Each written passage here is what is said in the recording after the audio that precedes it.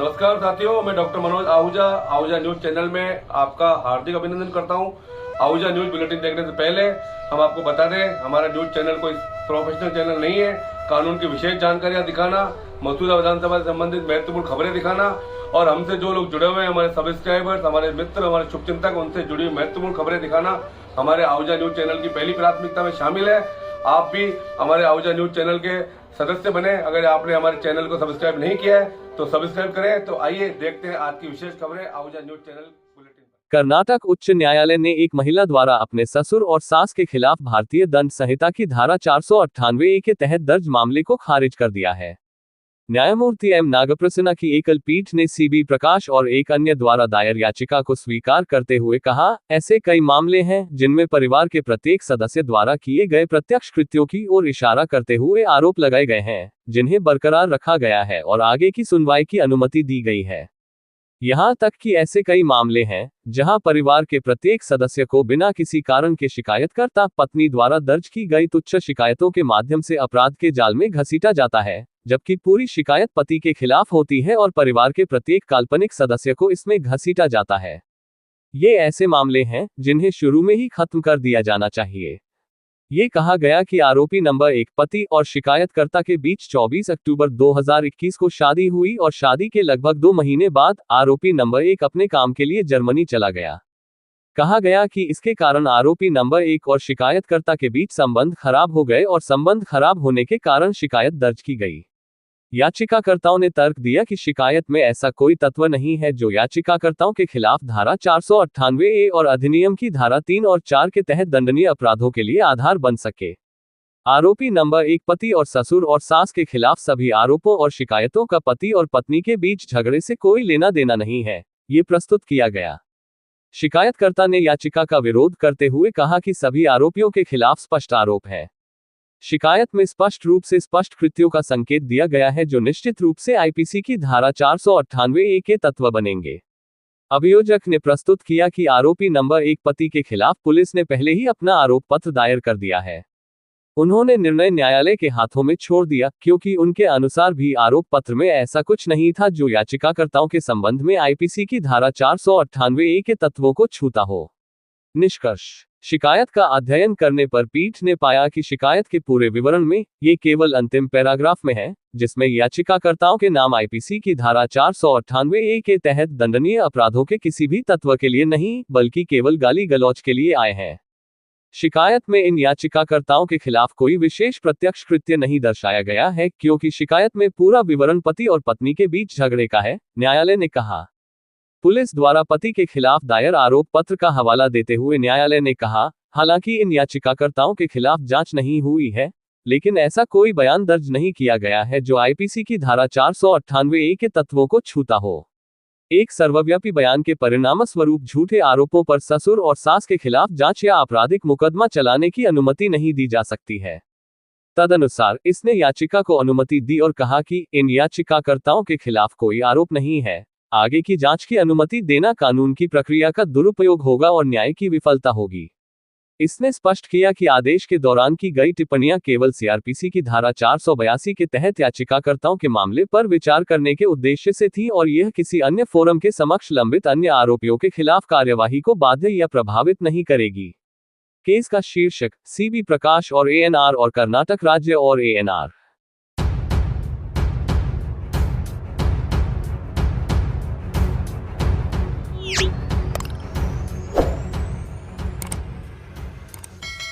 सांख्यिकी के क्षेत्र में उल्लेखनीय सेवाओं के लिए मसूदा ब्लॉक के सांख्यिकी अधिकारी अनिल कुमार जैथलिया को आज शनिवार को जयपुर में आयोजित राज्य स्तरीय सांख्यिकी अवार्ड से सम्मानित किया गया। राजस्थान सरकार के आर्थिक एवं सांख्यिकी विभाग द्वारा आज शनिवार को मेहता सभागार में सांख्यिकी दिवस के अवसर पर भगवत सिंह मेहता सभागार में आयोजित राज्य स्तरीय समारोह में मसूदा ब्लॉक के सांख्यिकी अधिकारी अनिल कुमार जैथलिया को राज्य स्तरीय प्रो पी सी महालनोबिस सांख्यिकी अवार्ड से सम्मानित किया गया। राज्य स्तरीय सांख्यिकी अवार्ड से नवाजे जाने को लेकर जहां सांख्यिकी विभाग द्वारा मसूदा ब्लॉक के सांख्यिकी अधिकारी अनिल कुमार जैथलिया को बधाई दी ही है, साथ ही मसूदा ब्लॉक के अनिल कुमार जैथलिया जैसे किसी अधिकारी को राज्य स्तरीय अवार्ड से नवाजे जाने पर मसूदा ब्लॉक के कर्मचारी अधिकारियों ने खुशी का इजहार करते हुए सांख्यिकी अधिकारी अनिल कुमार जैथलिया को बधाई दी है।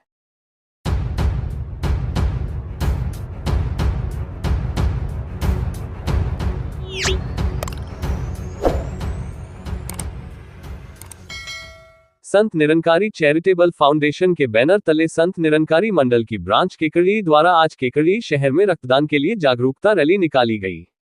मीडिया सहायक रामचंद टहलानी ने बताया कि इस रैली को केकड़ी थाना अधिकारी धोलाराम जी ने झंडी दिखाकर रवाना किया।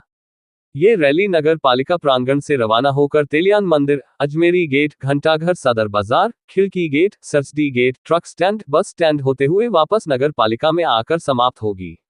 ये रक्तदान कल 30 जून 2024 रविवार को अजमेर रोड स्थित संत निरंकारी सत्संग भवन पर सुबह 9 बजे से दिन में 2 बजे तक आयोजित किया जाएगा।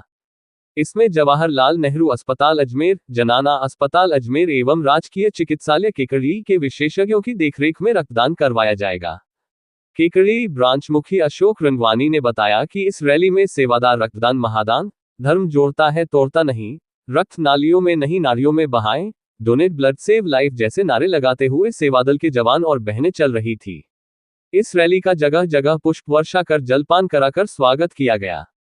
रैली में टाकावास ब्रांच मुखी कालूराम निरंकारी गुलगांव, केकड़ी ब्रांच मुखी अशोक कुमार रंगवानी के सानिध्य में केकड़ी, गुलगांव, टाकावास, धुंधरी, उंदरी, सावर, बाजटा, रामथला आदि गांव की संगतों ने भाग लिया। रैली के दौरान मार्ग पर पुलिस एवं प्रशासन का सहयोग मिला।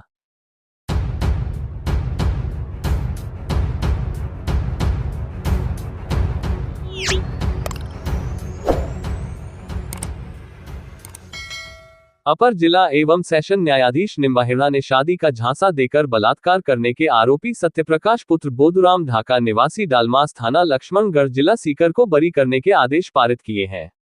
आरोपी के अधिवक्ता नारायण सिंह चौधरी व सारिका चौधरी ने बताया कि पीड़िता, जो कि एक शादीशुदा महिला थी, ने पुलिस अधीक्षक चित्तौड़ को 5 मार्च 2020 को रिपोर्ट दी कि वर्ष 2016 में आरोपी ने उसे मिठाई खिलाकर बेहोशी की हालत में उसके साथ दुष्कर्म किया।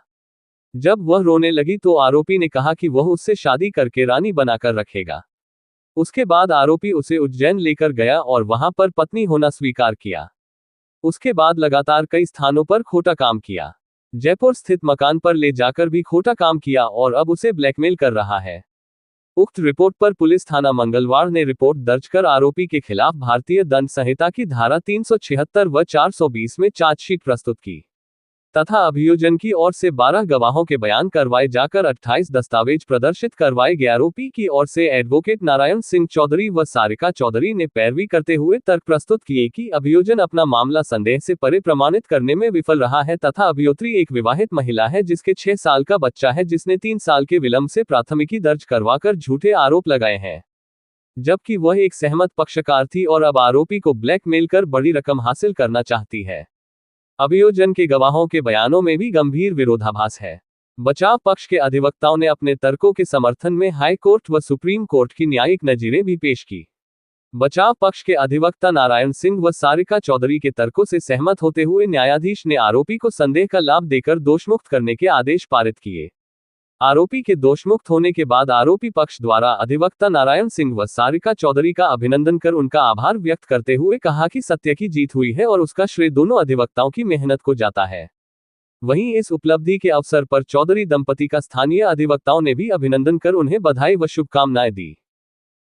नमस्कार साथियों, आज मैं आपको लेकर गए अपर जिला सेशन न्यायालय निम्बाहेड़ा के कोर्ट परिसर में। यहाँ आज बहुत महत्वपूर्ण फैसला हुआ है। यहाँ एक बलात्कार के आरोपी को संदेह का लाभ देकर के बरी किया है। मैं आरोपी के अधिवक्ता नारायण सिंह जी और सारिका चौधरी से बात करा रहा हूँ, जो बताएंगे कि उनके मुख्य तर्क क्या रहे, किस प्रकार से उन्होंने अपने क्लाइंट को बरी कराया। सारी बातों के लिए मैं आपको कनेक्ट करवा रहा हूँ। नारायण सिंह चौधरी एडवोकेट, जो राजस्थान हाईकोर्ट में प्रैक्टिस करते हैं और यहाँ निम्बाहेड़ा में अपने क्लाइंट को आज बरी करवा के और एक क्लाइंट को न्याय दिलाया निश्चित तौर पे। उससे पूरे न्यायालय परिसर में भी काफ़ी खुशी का माहौल देखने को मिल रहा है। मैं बात कर रहा हूँ नारायण सिंह जी से। बताएं सर। इसमें ये मामला है 376 का है। एडीजे कोर्ट निम्बाहेड़ा ने इसमें अभियुक्त को दोषमुक्त किया है। इसमें जो प्रोसिक्यूटरी थी उसने ये एलिगेशन लगाया था कि साहब अभियुक्त ने मुझे शादी का झांसा देके और मेरे साथ में बलात्कार किया।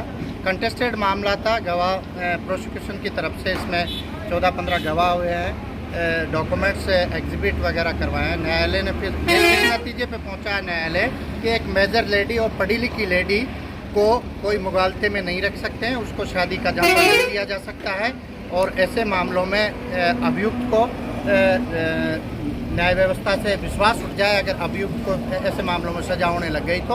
और वो पहले से ऑलरेडी मैरिड लेडी थी। ये एक न्याय व्यवस्था का बहुत अच्छा फैसला दिया जज और साहब। सबसे इम्पोर्टेंट बात इस केस में ये थी कि महिला ने 3.5 साल बाद एफआईआर दर्ज करवाई।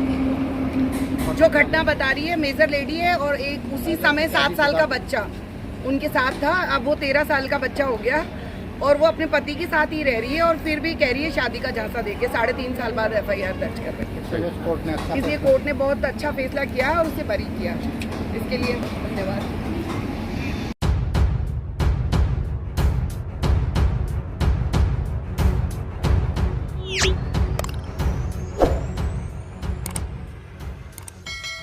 मुख्यमंत्री रोजगार उत्सव का जिला स्तरीय कार्यक्रम जिला कलेक्ट्रेट सभागार में आयोजित हुआ। जिला स्तरीय कार्यक्रम विधायक शत्रुघ्न गौतम के मुख्यातिथ्य एवं विधायक मसूदा वीरेंद्र सिंह कानावत के विशिष्ट आतिथ्य में आयोजित हुआ। जिला कलेक्टर श्वेता चौहान एवं अन्य जिला स्तरीय अधिकारीगण सहित नवनियुक्ति युवाओं ने कार्यक्रम में भाग लिया। इस अवसर पर विधायक शत्रुघ्न गौतम ने कहा कि युवाओं से राजकीय सेवाओं में चयनित होने पर शुभकामनाएं देने के साथ साथ अपेक्षाएं भी रहती है। मेहनत के कारण आपका चयन हुआ है। ऐसी अपेक्षा है कि नवचयनित युवा उसी मेहनत के साथ राज कार्य करेंगे। सरकार द्वारा मुख्यमंत्री रोजगार उत्सव का आयोजन कर युवाओं को सौगात दी है। ये युवाओं, उनके परिजनों तथा समाज के लिए प्रसन्नता का विषय है। उन्होंने कहा कि नवनियुक्त कार्मिक युवा जिस भी क्षेत्र में कार्य करे उस क्षेत्र में अपनी उपस्थिति दर्ज कराने के प्रयास करें। युवाओं से पूर्ण निष्ठा के साथ कार्य करने की अपेक्षा है। जनहित को प्रथम रखकर कार्य करें। इसी प्रकार से ईमानदारी और समर्पण भी सरकारी कार्मिकों के व्यवहार में झलकना चाहिए। पदीय दायित्वों के निर्वहन के दौरान आम जन को केंद्र में रखकर कार्य करें। उन्होंने कहा कि राज्य में इस वर्ष ग्रीष्मकाल में तापमान 40 डिग्री से उच्च तापमान रहा। आने वाले समय में तापघात से अधिक क्षति पहुंचने की संभावना है। ऐसे में तापमान नियंत्रण के लिए सघन वृक्षारोपण अभियान चलाने की आवश्यकता है। आज कार्यक्रम में उपस्थित सभी नवनियुक्त युवा कार्मिक 11 पौधे लगाने एवं उनके संरक्षण का संकल्प लेकर जाएं। उन्होंने कहा कि केकड़ी क्षेत्र में 5 लाख पौधे लगाने का लक्ष्य लेकर व्यापक वृक्षारोपण अभियान चलाया जाएगा। इस मौके पर मसूदा विधायक वीरेंद्र सिंह कानावत ने कहा कि युवाओं के इस मुकाम तक पहुंचाने में उनके अभिभावकों का संघर्ष महत्वपूर्ण है। सपनों को पूर्ण करने के लिए परिश्रम करना आवश्यक है। इस दौरान अपने माता पिता को अवश्य याद रखें। उनका संघर्ष याद करके युवा हमेशा सही राह पर चलेगा। आमजन का सहयोग करें। समाज में बदलाव के अग्रगामी बने। भारत को विकसित राष्ट्र बनाने में आपका सहयोग अपेक्षित है। जिला रोजगार कार्यालय के उपनिदेशक अनिल शर्मा ने बताया कि इस समारोह में शिक्षा विभाग के 195, चिकित्सा एवं स्वास्थ्य विभाग के 45, पशुपालन विभाग के 3, आयुर्वेद विभाग के 1, समेकित बाल विकास विभाग के 1, जिला कलेक्टर कार्यालय के 5 नवनियुक्त कार्मिक युवाओं ने भाग लिया। इस अवसर पर जिला कलेक्टर श्वेता चौहान, उपखंड अधिकारी सुभाष चंद्र हेमानी, नेता प्रतिपक्ष राजेंद्र चौधरी, जिला अध्यक्ष अनिल राठी, पार्षद सुरेश चौधरी, महामंत्री कुशल सोनी सहित अन्य जनप्रतिनिधि, अधिकारी एवं युवा कार्मिक उपस्थित रहे।